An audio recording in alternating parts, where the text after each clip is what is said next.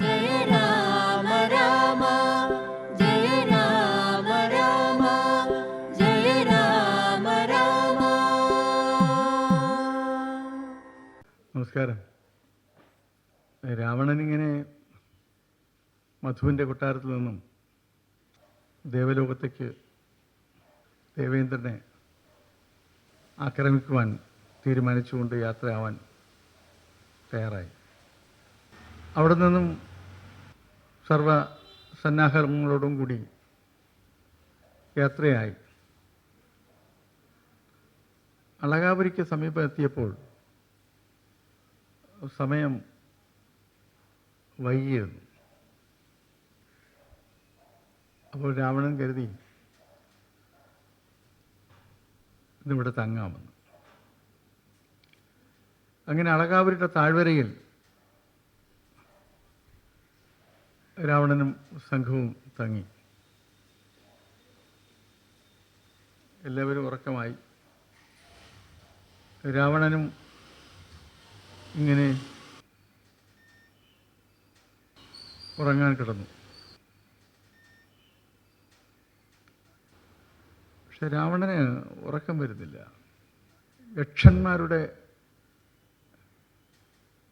കുടുംബങ്ങളിൽ നിന്നും ഉള്ള സിന്ധുജയ രാഗത്തിലുള്ള പാട്ടുകൾ ഇങ്ങനെ കേൾക്കുന്നുണ്ടായിരുന്നു. ആ പാട്ടുകൾ കേട്ട് രാവണൻ ഇങ്ങനെ രാത്രി ഉണർന്നിരിക്കുക. ഉറങ്ങാൻ പറ്റുന്നില്ല. രാവണൻ്റെ ഉറക്കം കളഞ്ഞ പാട്ടുകളായിരുന്നു ആ പാട്ടുകൾ. രാവണൻ അവിടെ നിന്നും രാത്രി പതുക്കെ ഇറങ്ങി.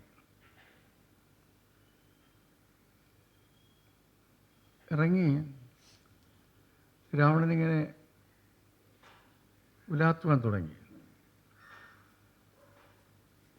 അത് കഴിഞ്ഞ് കുറച്ച് മുന്നോട്ട് നടക്കുമ്പോൾ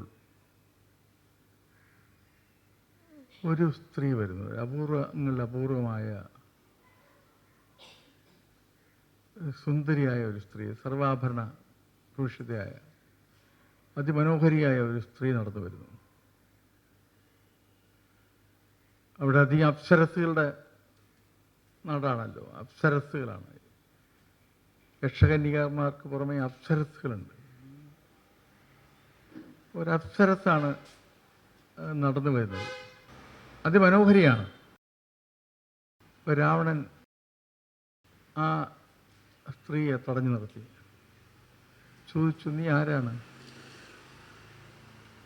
നീ എവിടെ പോകുന്നു? എന്തൊക്കെയുള്ള വിശേഷങ്ങൾ രാവണൻ ചോദിച്ചു. ആ വന്ന സ്ത്രീക്ക് രാവണനെ മനസ്സിലായി. അവരൊരു അപ്സരസ്സാണ്. അവർ പറഞ്ഞു, ഞാൻ രംഭ, അങ്ങയുടെ ജ്യേഷ്ഠൻ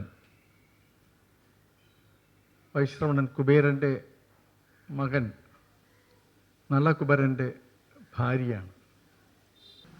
അപ്പോൾ രാവണൻ പറഞ്ഞു, നാം നിന്നിൽ ഏറെ ആകർഷിക്കപ്പെട്ടിരിക്കുകയാണ്. നീ എന്നോടൊപ്പം വരണം.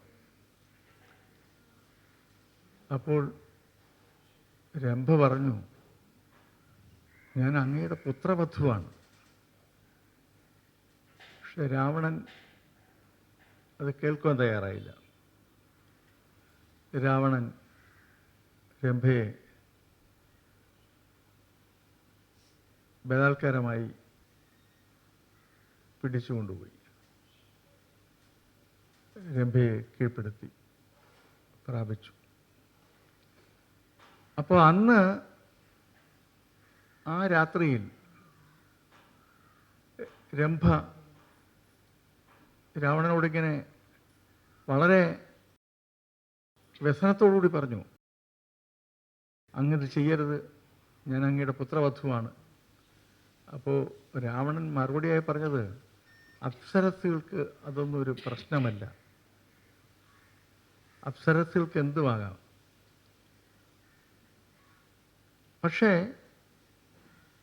രംഭ ഇതിങ്ങനെ ആവർത്തിച്ചുകൊണ്ടേയിരുന്നു. രാവണനെങ്കിലും രംഭയെ മോചിപ്പിക്കാൻ തയ്യാറായില്ല. പിറ്റേന്ന് രാവിലെ മാത്രമാണ് രംഭയ്ക്ക് അവിടെ നിന്ന് പോകാൻ കഴിഞ്ഞത്. രംഭ കരഞ്ഞുകൊണ്ട് തൻ്റെ ഭർത്താവ് നളകുബരൻ്റെ അടുത്തേക്ക് എത്തിച്ചേർന്നു. ഉണ്ടായ സംഭവങ്ങളൊക്കെ പറഞ്ഞു. നളകുബരൻ ഇത് കേട്ട് രോക്ഷാകുലനായി. സ്വന്തം അച്ഛൻ്റെ സഹോദരൻ ഈ വിധം തൻ്റെ ഭാര്യയോട് പെരുമാറിയത്. നളകുബരൻ വളരെ വേഗത്തിൽ നടന്ന് രാവണൻ്റെ വാസസ്ഥലത്തെത്തി രാവണനുമായി ഒച്ചത്തിൽ സംസാരമുണ്ടായി. നളകുബരൻ പറഞ്ഞു, എൻ്റെ പിതാവിൻ്റെ അച്ഛനും നിങ്ങളുടെ അച്ഛനും ഒന്നാണ്, വൈശ്രവസ് മഹർഷി. നിങ്ങൾ എന്ത് സംസ്കാരമാണ് നിങ്ങൾക്കുള്ളത്? എന്ത് രീതിയിലാണ് നിങ്ങളിങ്ങനെ പെരുമാറുന്നത്? നിങ്ങളുടെ പുത്രൻ്റെ വധുവിനെ അല്ലേ നിങ്ങളിങ്ങനെ നശിപ്പിച്ചത്? ഇങ്ങനെ രോക്ഷാകുലയായി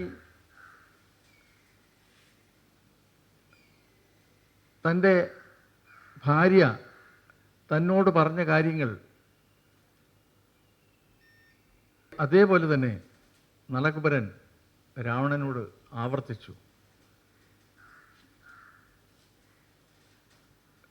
രംഭ ഇതേപോലെ തന്നെയാണ് നളകുബരനോട് രോഷാകുലയായത്. കാരണം നിങ്ങളുടെ അച്ഛൻ്റെ അനുജൻ നമ്മെ ഉപദ്രവിച്ചു എന്ന്. ആ ദേഷ്യം മുഴുവൻ നളകുബരൻ്റെ സംസാരത്തിലുണ്ടായ നളകുബരൻ അവസാനം ശപിച്ചു. നീ ഇനി ഏതെങ്കിലും സ്ത്രീയുടെ ദേഹത്ത് കൈവച്ചാൽ നിന്റെ തല 7 പൊട്ടിത്തെറിക്കട്ടെ എന്ന് ശപിച്ചു. രാവണൻ ഒന്നും മിണ്ടാതെ ഈ ശാപവാക്കുകൾ മുഴുവൻ കേട്ടവിടെ നിന്നു. കാരണം അന്ന് രാത്രി രാവണൻ കിടന്നുറങ്ങുമ്പോൾ രാവണന് ഒരു ദിവ്യദർശനം അനുഭവപ്പെട്ടു. ബ്രഹ്മദേവൻ രാവണനെ വിളിക്കുന്നത് പോലെ രാവണന് അനുഭവപ്പെട്ടു. അപ്പോൾ രാവിലെ തന്നെ രാവണൻ്റെ മനസ്സിൽ യുദ്ധത്തിന് പുറപ്പെടുന്നതിന് മുമ്പേ ബ്രഹ്മദേവനെ കാണണം എന്ന് മനസ്സുറപ്പിച്ച് രാവണൻ തയ്യാറാകുന്ന സമയത്താണ് നളകുബരൻ്റെ വരവ്. എങ്കിലും തൻ്റെ യാത്രയ്ക്കുള്ള ഒരു ദുശകനം പോലെ രാവണന് നളകുബരൻ്റെ വരവും ശാപവും ശകാരവർഷവും ഒക്കെ അനുഭവപ്പെട്ടു. രാവണൻ ബ്രഹ്മദേവനെ കാണുവാൻ പോകാൻ നിശ്ചയിച്ചു.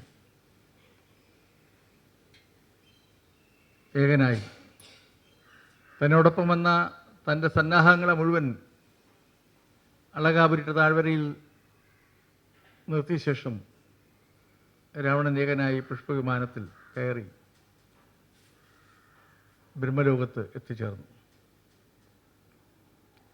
അവിടെ ബ്രഹ്മദേവനെ കണ്ടു. ബ്രഹ്മദേവനെ കാണുമ്പോൾ ബ്രഹ്മദേവനോട് രാവണൻ്റെ വരവിൻ്റെ ഉദ്ദേശം പറഞ്ഞു. ഇങ്ങനെ പല രാജ്യങ്ങളും കീഴടക്കി ദേവരാജൻ മുമ്പ് പരാജയപ്പെട്ടുവെങ്കിലും വീണ്ടും ദേവരാജൻ്റെ അതിക്രമങ്ങളും അഹങ്കാരവും വളരെ കൂടി നിൽക്കുകയാണ്. അതുകൊണ്ട് ദേവേന്ദ്രനുമായി യുദ്ധം ചെയ്യുവാനാണ് നാം അളകാപുരിക്ക് താഴ്വരെ എത്തിയിരിക്കുന്നത് എന്ന് പറഞ്ഞു. അപ്പോൾ ബ്രഹ്മദേവൻ പറഞ്ഞു, ഇപ്പോൾ യുദ്ധം ചെയ്താൽ സ്വാഭാവികമായും നീയും നിന്റെ പുത്രനും വിചാരിച്ചാൽ ദേവേന്ദ്രനെ കീഴ്പ്പെടുത്താനാവും. അതിൻ്റെ ആവശ്യമുണ്ടോ രാവണ, ദശാനന? ഇപ്പോൾ തന്നെ പൊതുവിൽ നമ്മുടെ വരബലത്താലാണ് നീ ഈ വിധം ഒക്കെ പെരുമാറുന്നത് എന്ന് സർവമാന പേർക്കും അറിയാം. ഒരിക്കൽ പരാജയപ്പെട്ട ദേവേന്ദ്രനെയും ആൾക്കാരെയും വീണ്ടും ആക്രമിക്കുക എന്ന് പറയുന്നത് നല്ലതാണോ? അത് വേണ്ട എന്നാണ് എൻ്റെ അഭിപ്രായം. ബ്രഹ്മദേവൻ ഇങ്ങനെ അഭിപ്രായപ്പെട്ടപ്പോൾ രാവണൻ അത് സമ്മതിച്ച് മടങ്ങി വന്ന് തൻ്റെ സൈനികരോടൊപ്പം സേനാംഗങ്ങളോടൊപ്പം മടങ്ങി ലങ്കയിലേക്ക് പോയി. അങ്ങനെ ലങ്കയിൽ മടങ്ങിയെത്തിയ രാവണൻ ലങ്കയിൽ തൻ്റെ ഭരണം തുടരുകയായിരുന്നു. ഈ വിധം അഗസ്ത്യമുനി രാവണൻ്റെ ക്രൂരകൃത്യങ്ങളും രാവണൻ്റെ പ്രവർത്തനങ്ങളുമെല്ലാം അവിടെ വിശദീകരിച്ചു കഴിഞ്ഞപ്പോൾ രാവണൻ എത്രത്തോളം ശിക്ഷ അർഹിക്കുന്ന ഒരു ചക്രവർത്തിയാണ് എന്ന് ഭരതന് മനസ്സിലായി. രാവണൻ്റെ ദുർഭരണവും രാവണൻ്റെ ദുഷ്ചെയ്തികളും എത്രത്തോളം ഭൂതലത്തിലും സ്വർലോകത്തുമൊക്കെ അപകടം വരുത്തിയിരിക്കുന്നു എന്നുള്ളതിനെക്കുറിച്ചുള്ള ധാരണ ഭരതനുമുണ്ടായി. ആ രാവണനെയാണ് തൻ്റെ ജ്യേഷ്ഠൻ ശ്രീരാമദേവൻ വധിച്ചതെന്നത്. ഇത്രയധികം വരബലമുള്ള ഇന്ദ്രജിത്തിനെയാണ് തൻ്റെ സഹോദരൻ ലക്ഷ്മണൻ 14 വർഷം ഉറങ്ങാതെ യാതൊരു ആഹാരവും കഴിക്കാതെ നിത്യബ്രഹ്മചാരിയായി കഴിഞ്ഞുകൊണ്ട് വധിച്ചതുമെന്നുള്ള കാര്യം അഗസ്ത്യമുനി പറയുമ്പോൾ ഭരതൻ അഭിമാനം കൊണ്ടു. ഇതൊക്കെ സംസാരിച്ച് അഗസ്ത്യമുനി വളരെ ശാന്തമായി പറഞ്ഞു, ഇനി നമുക്ക് മറ്റു കാര്യങ്ങൾ പ്രത്യേകിച്ചൊന്നുമില്ല. ശ്രീരാമചന്ദ്രനെ കാണണമായിരുന്നു, വന്നു കണ്ടു. അതിനിടയിൽ ഭരതകുമാരൻ ഈ സംശയങ്ങൾ ചോദിച്ചു പറഞ്ഞു. നമുക്കിറങ്ങാൻ പുറപ്പെടാൻ സമയമായി എന്ന് പറഞ്ഞ് അഗസ്ത്യമുനി എണീറ്റു. ഒപ്പം മറ്റ് ഋഷിമാർ. അവിടെ നിന്നും അഗസ്ത്യമുനിയും മറ്റ് ഋഷിമാരും യാത്രയായി.